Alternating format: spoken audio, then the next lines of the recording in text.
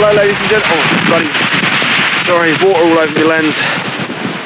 Hello ladies and gentlemen, and it's a very, very windy day down on the south coast, and I decided to come out today and try something new. I've never done like wave photography, as you put it, and I've been watching a lot of it from some of my favourite YouTubers when they've been travelling along, obviously, the west coast and things like that of America and stuff, which I've been really enjoying lately. So, and we've had like a storm coming in off the sea, and which has made some sort of like great opportunities to get out and do some wave photography. So it's news for me, I've never done it before. I'm shooting a scene over here which has got the old, like the harbour arm jutting out, and obviously they've added all these rocks in to try and protect it.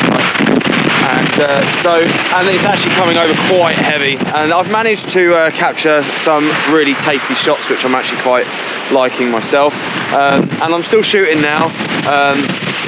I'm literally trying to get my shutter speed as high as I possibly can get it. I think I am at